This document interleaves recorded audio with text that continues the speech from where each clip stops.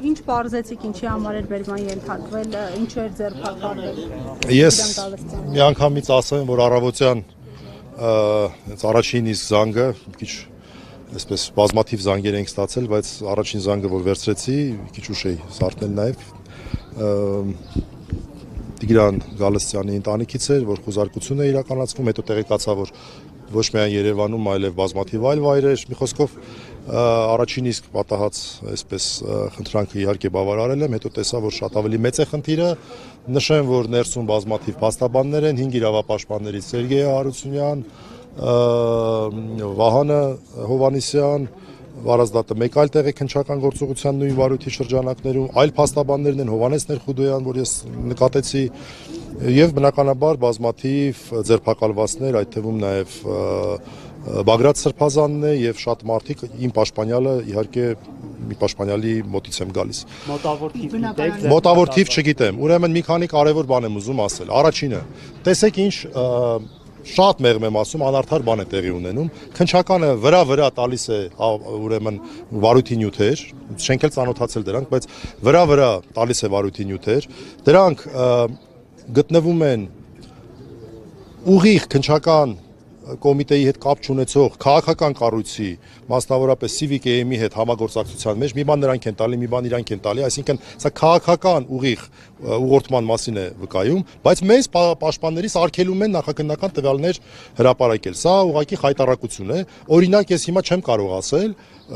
ըստ երևի թե քննչականի տրամաբանության, օրինակ, որ իմ պաշտպանյալի տնից օրինակ հայտնաբերված երեխայի սենյակից հայտնաբերված ինչ որ մի առարկա, երեխայի խաղալիքն է եղել, իր երեխայի այսպես խաղասրահում են հայտնաբերել։ Ես չգիտեմ, եթե դա այս հրապարակեմ դրա վաղը մյուսօր ինձ պատասխանատվության ենթարկելու հարց կառաջացնեն, թե չէ, բայց իրանք կարող են ամբողջ նախաքննական տվյալները հանրությանը ներկայացնել, դրանով զայնագրություններ,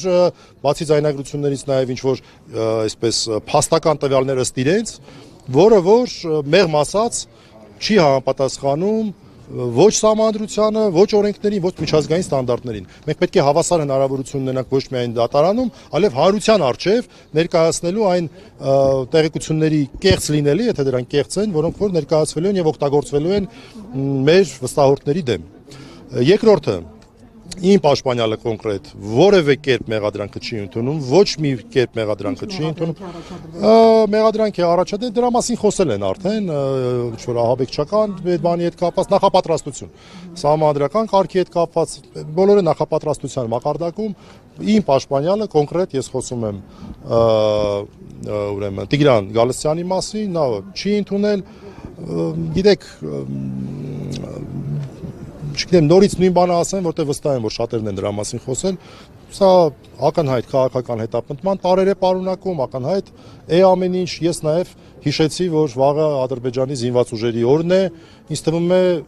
Նիկոլ Փաշինյանը նվեր է մատուցում նաև ադրբեջանցիներին, դրանով շնորհավորելով այն զինված ուժերի մի խոսքով հասկանալի է արդեն։ Միջնորդություններ խափանամիջոց կալանավորել։ Վստահ ենք, որ լինելու են, բազմաթիվ են քաղաքացիները, մենք չգիտենք դատարանները, որոնք են լինելու, կարծում եք մեկից ավել դատարաններ են լինելու, դրա համար ճիշտ է, որ մի պաշտպանը մեկից ավել պաշտպանյալ չունենա, որտեղ միաժամանակ կարող է լինել, խնդիր կարող է առաջանալ։ Ուրեմն այս պահի դրությամբ այսքանը կարող եմ ասել, եթե լինեն լրացուցիչ տեղեկություններ, բնականաբար մենք կհայտնենք, ուրիշ ինչ կարող ենք ասել, այսքանը։ Այո, մեկ վարույթ է, ես չգիտեմ բոլորին նույն մեղադրանքն է առաջադրվում, թե չէ, բայց վարույթը նույնն է։ Ինչով է հայտնի Տիգրան Գալստյանը, ինչ բիզնեսով է զբաղվում, որովհետև նա հանրության համար կարծեք թե անծանոթ մարդ։ Գիտեք, ոչ միայն հանրության, այստեղ ձերբակալված են ոչ միայն հանրությանը հայտնի մարդիկ, այլև բազմաթիվ հանրությանը անհայտ մարդիկ։ Դա ես չեմ կարող թիվը ասել, բայց վստահ եմ, որ 10-ից ավել են։ Ամեն դեպքում են բանից հետո երբ առավոտից ես զանգեր ես ստանում, 10-ից ավել ես հաշվել եմ։ Պարոն Մելիքյան, 3 հեղաշրջման պլան, այսպես գնահատականը հնչեց, քրեական վարույթը ուղարկվեց ըստ էության քննչական կոմիտե, վարույթը նախաձեռնվեց, արդեն առավոտյան սկսվեց գործընթացը։ Կարող ենք ենթադրել ընդդիմության գրպանը պլան են գցել, հա, այսպես որակում։ Ես կարծում եմ դա շատ ողջամիտ որակում է։ Ես շատ ողջամիտ եմ համարում, նորից ասեմ, այստեղ կան երկու կառույցներ, որոնք որ տեղեկություններ են տրամադրում հանրությանը, մեկը պաշտոնապես քաղաքացիական պայմանագրի օրգան հանդիսացող, դա տերմին է, չէ՞, ժամանակ Pravda թերթը կոմունիստական կուսակցության օրգաններ, հիմա այսպես CVKM-ը համարվում է քաղաքացիական պայմանագրի օրգանը, այդ ԶԼՄ-ի միջոցով տեղեկություններ են հրապարակում, հետո քննչականն է տեղեկություններ հրապարակում, բայց մեզ փաստորեն արգելել են։ Ես շատ կարևոր հանգամանք եմ ուզում նշել, որովհետև հաստատ լինելու են, եթե ոչ կեղծ, ապա մոլորեցնող տեղեկություններ հանրությանը, որպեսզի իրենց համար ավելի այսպես շահեկան ձևով տեղեկատվական դաշտը գնա։ Սա շատ կարևոր հարց է, ես նախապես եմ ուզում դրա մասին խոսեմ, ինձ նախազգուշացրել են, վստահ եմ մյուս բոլոր պաշտպաններին էլ են նախազգուշացնելու, սա կարևորագույն խնդիր է նաև լրատվամիջոցների համար։ Եթե դուք չեք հրապարակելու նախաքննության տվյալներ, մի հրապարակեք եւ Okay, այդ դեպքում դեռ կարելի է մտածել ինչ որտեղ, որ արգելում են մեզ, բայց որ դուք արդեն հրապարակում եք, տվյալներ եք գցում ցանց, ինչպես կարող եք մեզ զրկել դրանց վերաբերյալ ողջամիտ բարձաբանումներ տալու հնարավորությունից։ Այսինքն հնարավորություն չտալ դες ընդհանրապես խոսել որևէ Դե անունը նախաքննական տվյալներ է, այո,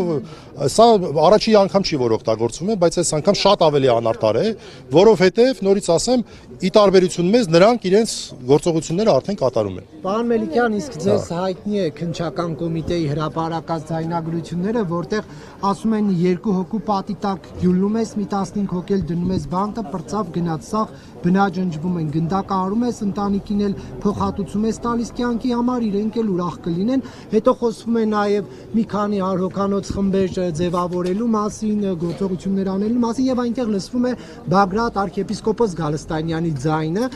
Սա արդյոք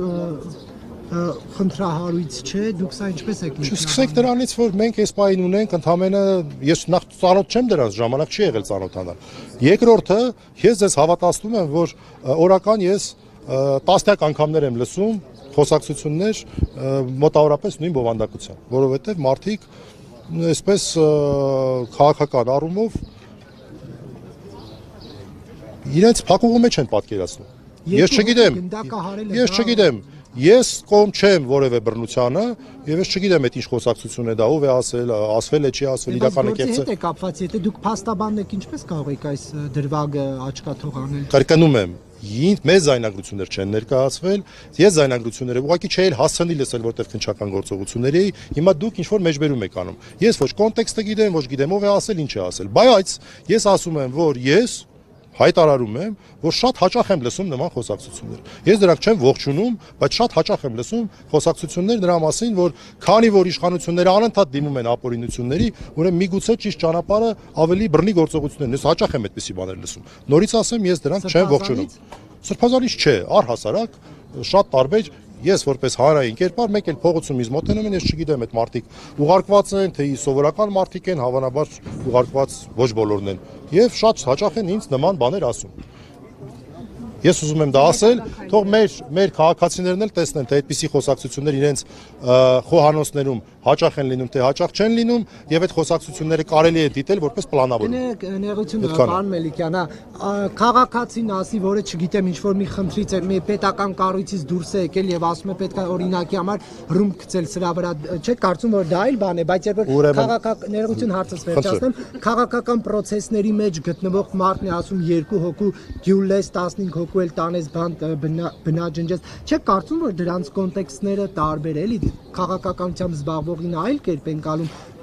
նա դա եղած քաղաքացուն այսպես ասած այլ։ Մենք ունենք հետևյալ իրավիճակը։ Քննչական կոմիտեն իր համար ձեռնտու ձևաչափով հրապարակել է որոշակի ուրեմն ձայնագրություններ։ Ես ոչ դրանք լսել եմ, ոչ էլ տեսել եմ։ Ես չգիտեմ դա իրականությանը համապատասխանում է, թե օրինակ AI-ի սարքաստն է։ Չգիտեմ, չեմ կարող իմանալ։ Ես չգիտեմ դա Բագրատ Սրբազանն է, թե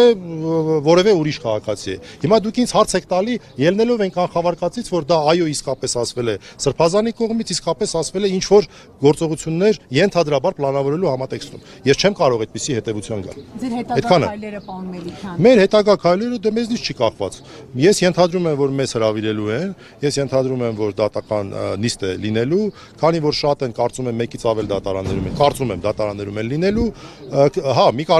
կարևոր բան ասեմ, իրավական հարց ասեմ, բոլորը ձերբակալված են 24 ժամվա ռեժիմով։ այսինքն ոչ թե 72, այլ 24 ժամվա ռեժիմ ունեն, հավանաբար այսօր երեկոյան ենթադրում եմ պետք է արդեն դատարաններ մուտք անեն, դատարաններն էլ պետք է նշանակեն կոնկրետ դատավորներին, մեզ նյութերը տան մենք ծանոթանանք, կարողանանք պաշտպանություն իրականացնել, ենթադրում եմ գիշերը լինելու է բավական ծանրաբեռնված բոլոր այն պաշտպանների համար, ովքեր որ ներգրավում են։ Պարոն Մելիքյան, Նիկոլ Փաշինյանը իր գրառումներով նաև փորձել է վեհապարի անունը շահարկել այս գործընթացի հետ կապված։ Հնարավոր համարում եք, որ նաև եկեղեցուն փորձել ներքաշել այս գործընթացին։ Նախ ձերբակալված է, աննախադեպ բան է տեղի ունեցել, ձերբակալված է Հայ Առաքելական Սուրբ Եկեղեցու այդքան բարձր նվիրապետ։ Նման բան տեղի ունեցած չի եղել մինչև այս, երևի 30-ականներից այն կողմ նման բան տեղի չի ունեցել, բայց բոլորովն էլ գիտեն, որ Բագրատ Սրբազանը ինքնուրույն գործունեություն է իրականացնում եւ